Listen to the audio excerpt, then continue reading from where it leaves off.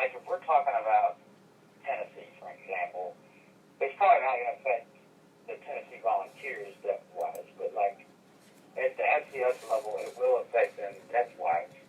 These aren't starters that they lost, but there's still significant, I think, up-and-coming players that would, factor in to the depth chart coming up to the upcoming season, especially, I think, at tight end, a position which they're a little bit thin at. And Logan Pitts probably would have been maybe the second or third string tight end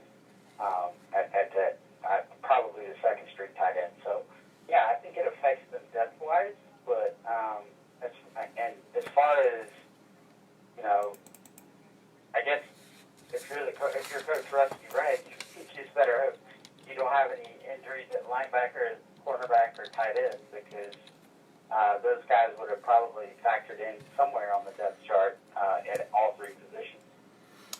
What does Chattanooga have to do to be able, I guess Nick Tiano, the quarterback, some are talking about as a pro prospect, he would just have to light it up this upcoming year. That didn't necessarily work for Devlin Hodges last year for Samford, but that would still be the main hope for Chattanooga, which really, I'm still thinking of that 10-3 game, Carl Torbush's last game. I haven't really thought of Chattanooga as being much of an offensive juggernaut and all this. Yeah. I never thought that Coach Art understood them often, understood the program. Offensively, they were a little bit one-dimensional. They were a pass first, pass second type team last year. And they had a really good running back in Tyrell Price.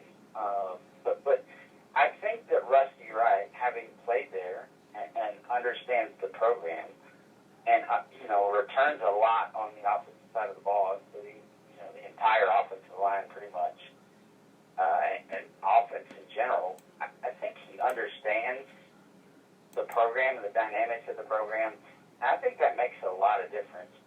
Whereas you bring in a Tom Art, that comes in from a successful career as a high school coach, as a college coach in Ohio, at the lower divisions, but still, he won, I guess, national championships or whatever.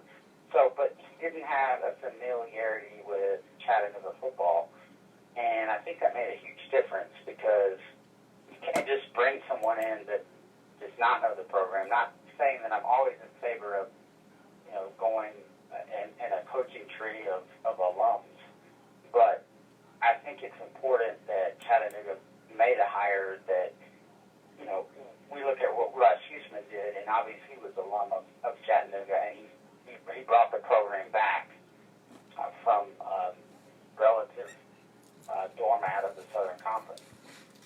Prior to that, I guess Rodney Allison, who had spent time at Clemson and Texas Tech and some other places, was the head coach, and they really hadn't had that connection to Chattanooga, so I think that makes a big difference.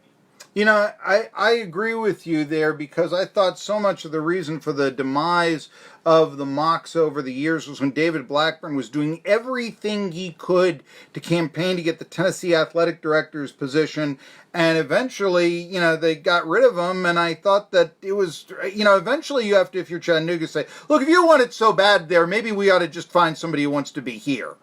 And, it did just defeat the Vols in basketball here. I know it'll pay more. I know you're from there. But eventually we are a competitor, and we're a D1 school too. Quit hiking your skirt up when you're sitting and having dinner with us, that mentality and all that. And I always thought that's where Chattanooga athletics went down. To have somebody there that wants to be there, I cannot dismiss the importance of that. So it's a very good point right there. Hey, Jordan Davis, that was the JUCO defensive lineman. He changed his commit from Tennessee to Mississippi State for the 2020 season. He is rated as the third best JUCO player coming out of college football, as a matter of fact. Bad loss to the Vols. Talk about it more tomorrow. 20 WEMB Sports Radio Irwin. Sorry to